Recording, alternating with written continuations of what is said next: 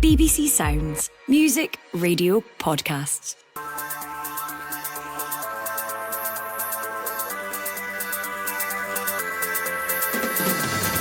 Hello, I'm Iona Ballantyne and this is the Scottish Football Podcast. It's Friday the 8th of November and here's what's coming up. Dessers at the edge of the box, sits a defender down, shoots and scores! Rangers level!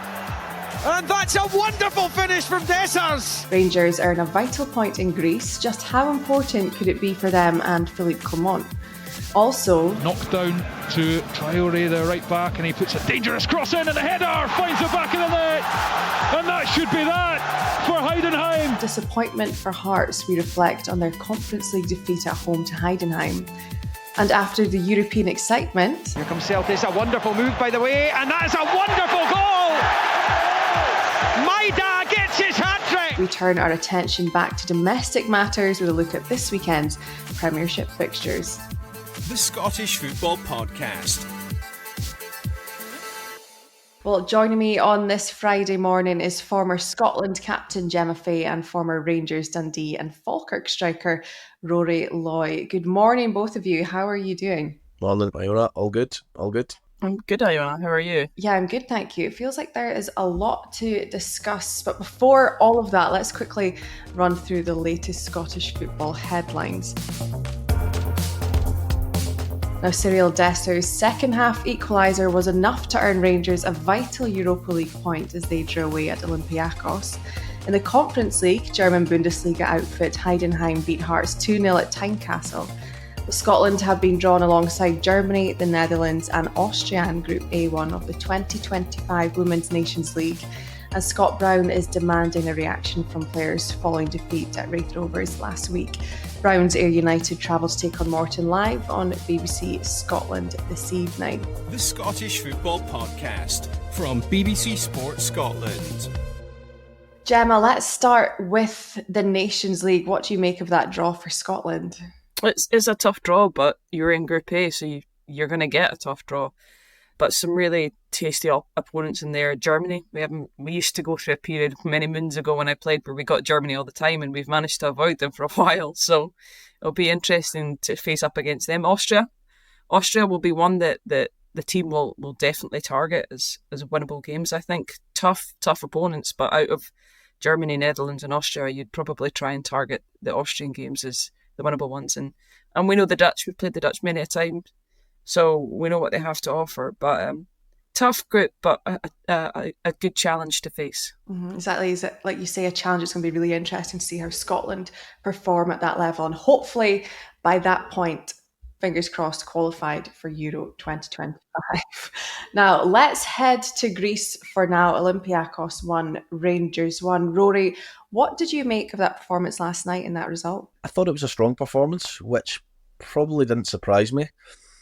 I think Rangers deal with the shackles being off a little bit in Europe, the level of expectation going down slightly. Yes, Philippe Clement and his players are under pressure given their domestic form, but I just feel there's a bit of a freedom when it comes to Europe, and players are able to express themselves a lot more. And yeah, I thought it was another solid performance. Cyril Dessers, as much as he's criticised and maligned, he showed his Jekyll and Hyde nature. In the first half, he missed two great chances.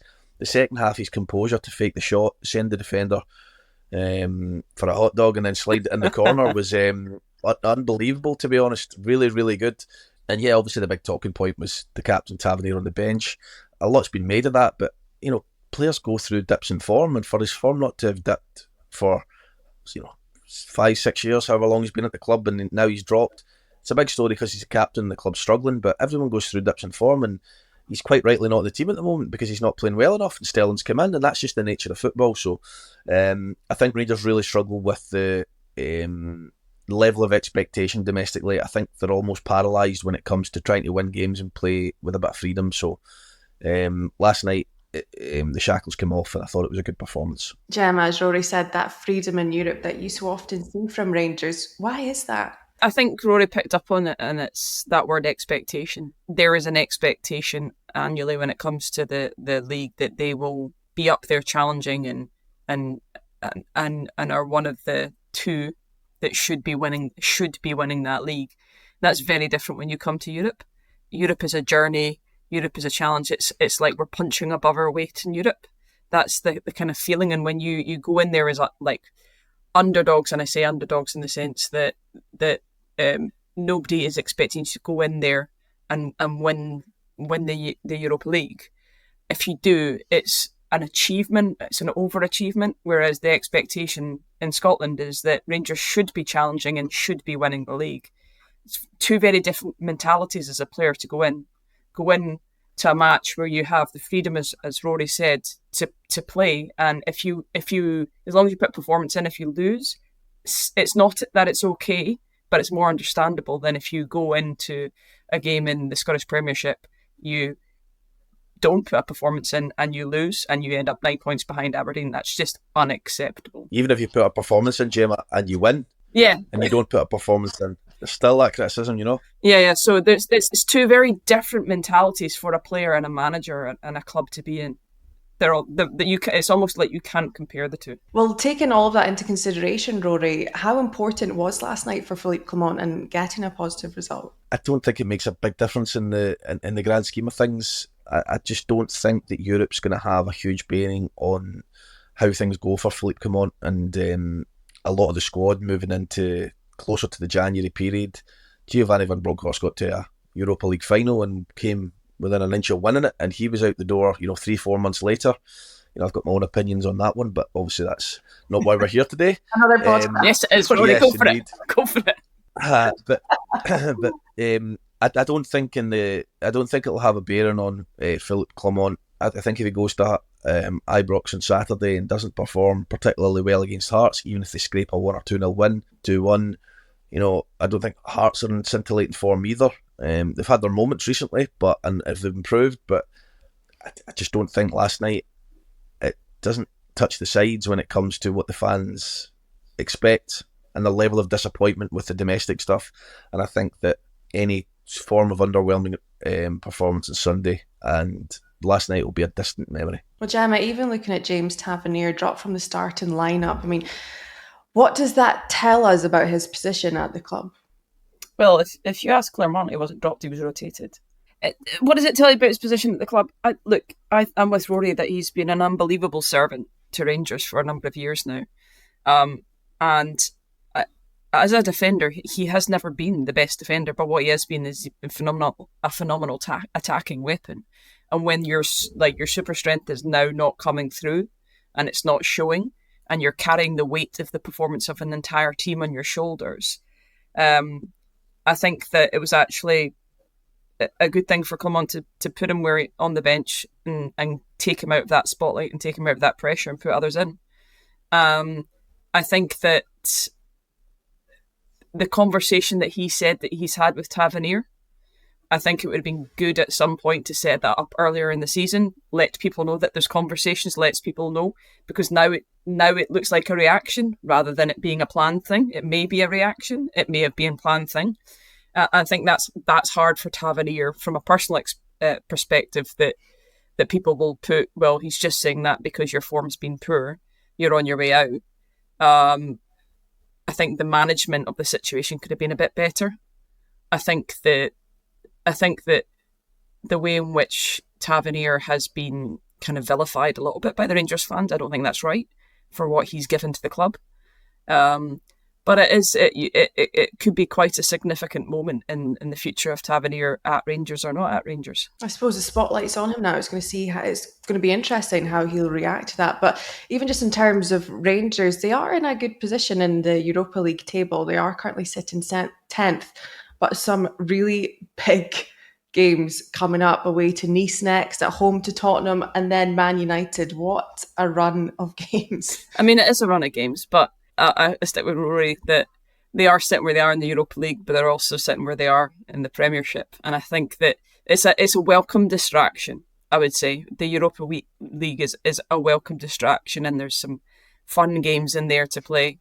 And I think is it Union that they've got last in the group? So I think that's right. So they've got Union last in the group, and they've got them at home, which if you're going away to Spurs and you're home to Spurs and then you're away to Man U, having a team like Union when you may need to will probably need to win that to go further, and the group is quite a nice setup. But I still can't come back to like papering over cracks a little bit with Rangers. It's like a break from reality when you go to the Europa League a little bit. The fans are certainly making that known, Rory, too, aren't they?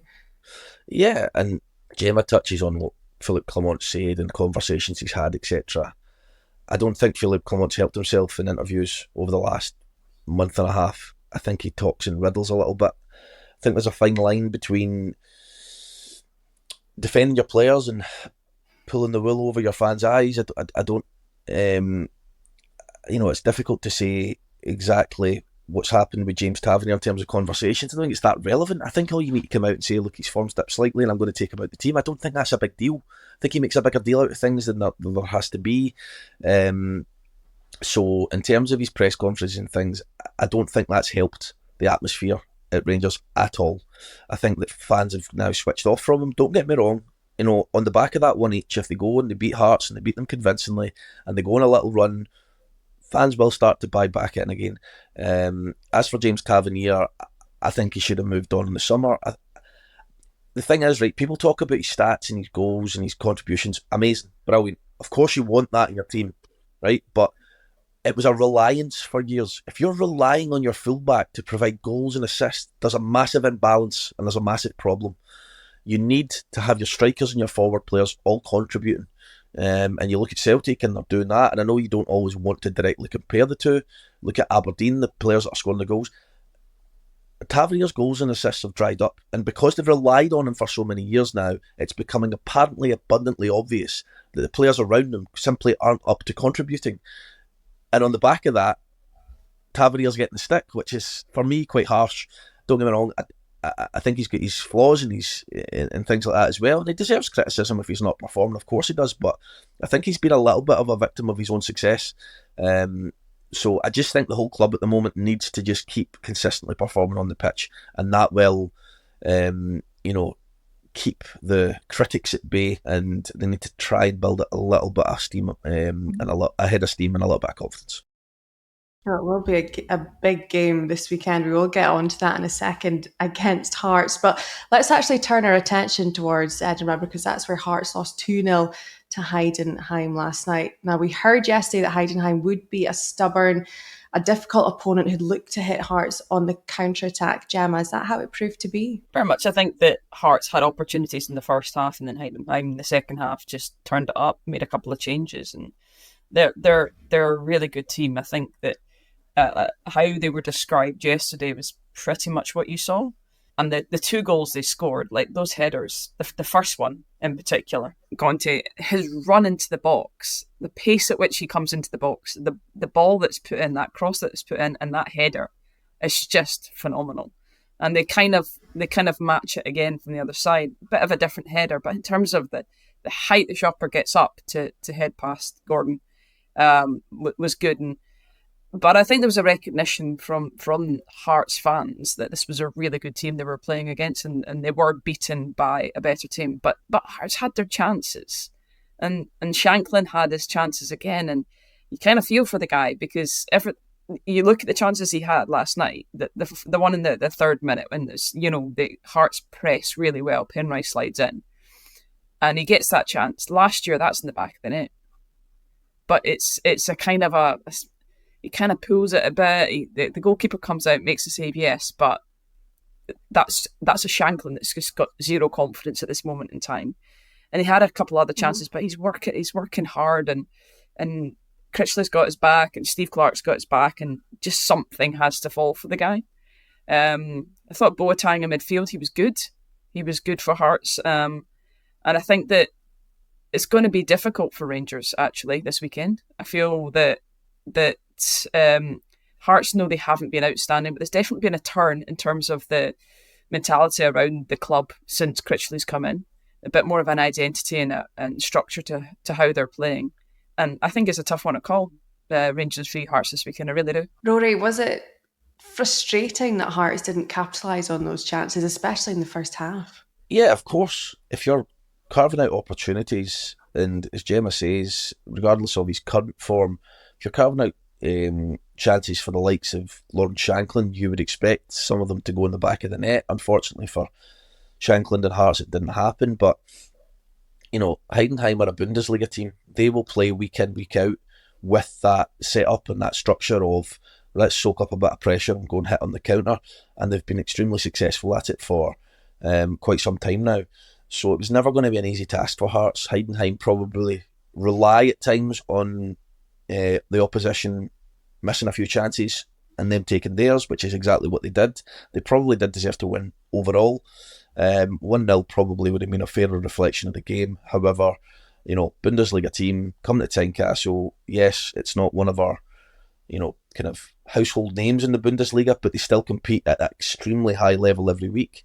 And it's a disappointing night for Hearts after such a positive start in the Conference League. However, they've still very, very much got a huge opportunity to go on and get out of the league stage, shall we call it now, as opposed to the group stage. Yeah, that's the thing, Gemma, because there's still a lot to be positive about, and similar to Rangers, they're still in a good position in that table. No, they are in a good position in that table, and I quite like the structure of the competitions and the fact that you don't have to face the same team again. I think that plays quite well, and it plays quite well for Scottish teams. Like, we could have 3 teams in Europe come after Christmas. It was always, if you want to be in Europe post Christmas, and you look at the games that Hearts have got coming up. Yeah, Bruges, well, we know what they're like. Kelly played them. Copenhagen, it's a bit tougher.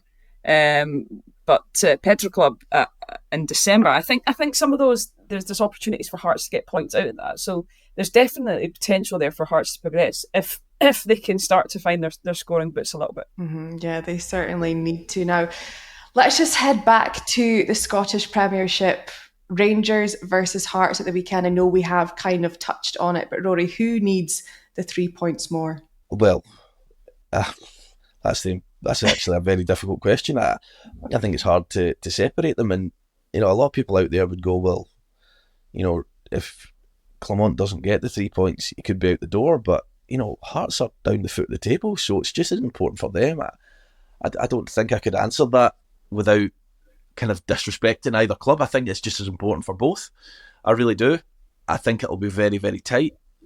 I don't think there'll be a lot of confidence or quality on show necessarily. I think the players are capable of showing a lot of quality, but I think at this moment in time, Rangers are struggling massively domestically. Hearts are so up and down that I think you could see 2 teams just going out, attempted to do the basics well, and then obviously you would I think home advantage might just tell in the end, and Rangers might just win it by a goal. Gemma, I'm just going to ask you the exact same question. Who needs the 3 points more? Because Rory didn't answer it. I don't think one of them needs it more than the other. I think that they both need it. But I'm going to completely sit in the fence and say it's going to be a draw. So you didn't answer it either? Wow. No, I did. I said they both need it. It's extremely difficult. It's extremely difficult. You think a point apiece, Gemma? I do think a point apiece, because both of them are just so inconsistent, but both of them have potential. So there you go. When you can't call it either way, just call it down the middle. On Saturday, Dundee United are at home to Ross County. Hibs host St Mirren, Motherwell welcome St Johnstone to Fir Park, and Dundee go to Aberdeen. I mean, we do say this every week, but Hibs currently bottom on a run of 6 games without a win. They could really do with a win, couldn't they, Rory? Yes, I've watched Hibs a few times this season.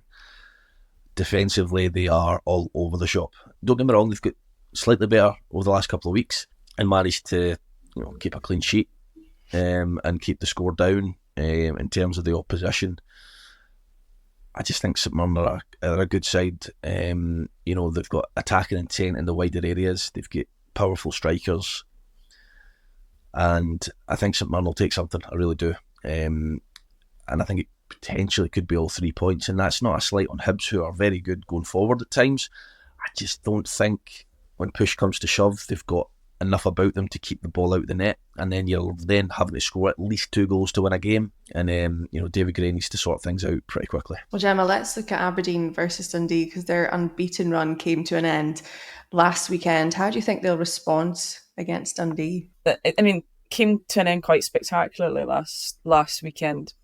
that being said, they were facing a phenomenal Celtic team. I mean, there's no beating about the bush. Celtic are they're head and shoulders above everybody else in the league at this moment in time. Dundee as well, a little comeback of their own, gave Kelly a bit of a taste of their own medicine. So this will be an interesting one. I don't think much will change for Aberdeen. I think that they'll have parked whatever happened in the semi-final and they'll move back to resetting. This is what we've been doing in the league. Not a lot will change. We believe in a system. We believe what we're doing. And it'll be interesting because Dundee have struggled this season since, big players moving on. So it'll be interesting. I expect Aberdeen to win that one, just based on what they've done in the league so far, but it will be a tough game. Rory, how big a test will that game be for Jimmy Tulane? I think not so much for Gemma Tulane, because I think the sentiment of what Gemma says is right. I think, we come up against a fantastic team last week. We get well beaten, but let's just get back to it. I think if you have been beaten 6-0, regardless of the circumstances, that first misplaced pass, those wee seeds of doubt maybe just for the first time start to come in. So it'll be interesting to see how they react. Will it affect them? I don't think it'll affect them too much, but if they don't start the game well, it'll be interesting to see how the game plays out, because Dundee can be dangerous on the other end of the pitch. They're capable of scoring goals. They've probably leaked a few more than they did last season, and Tony Dockett would be happy with. But I think it is a test for Aberdeen, and it'll be very, very interesting to see how that one plays out. I think it'll be tight. I think there'll be goals as well. Well, on Sunday then, Gemma, Celtic go to Kilmarnock. It's not a place they've often found easy to visit. How do you think that one will go? It isn't going to be easy for Celtic to visit. It's never really easy for anybody to visit Kilmarnock. That being said, I think Celtic will be okay. I think Celtic will be fine. I do see them winning. Kilmarnock aren't flying the way they were, in previous seasons. So I think that Celtic will have too much, even if Brendan Rodgers rotates, which he probably will do some rotation within that squad. I think Celtic will have too much for Kilmarnock. Well, just finally, guys, Morton versus Ayr United in the Championship is live on BBC Scotland this evening from 7:30. Rory, that should be a brilliant one down in Greenock, shouldn't it? Oh yeah, everyone loves a little bit of Friday night Championship action. I know a lot of my friends and people who love football love sitting down on a Friday night and watching the games, and to be quite honest, more often than not, there's usually goals and drama and all the rest of it. Scott Brown probably experiencing for the first time at Ayr a little bit of dip in form and results and things. Morton probably not having the start to the season they would have liked. So yeah, I expect full on blood, guts and thunder, goals, drama, excitement, and it's a tough place to go, Morton, I have to say.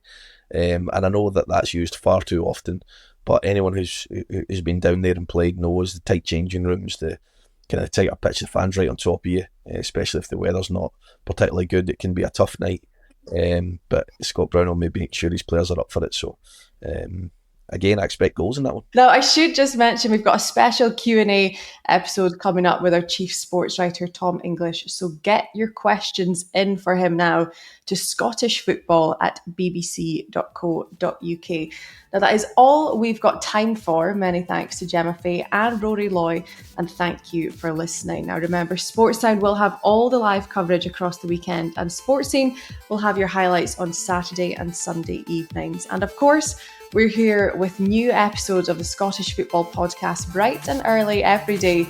So to make sure you don't miss out, subscribe on BBC Sounds and have push notifications turned on in your phone. Have a very happy Friday. We will see you next time. Goodbye.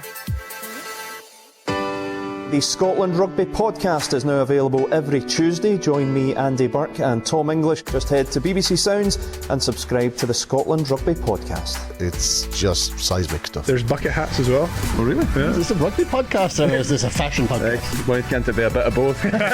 Rugby. Let's get on to rugby. There's a lot to be excited about. Today's guest, John McGuigan. Clubs are at the absolute bedrock of everything Scottish rugby's about. The Rugby Sportsound Podcast from BBC Radio Scotland. You cannot help but be so excited. It's going to be the centre of the rugby universe. BBC Sounds.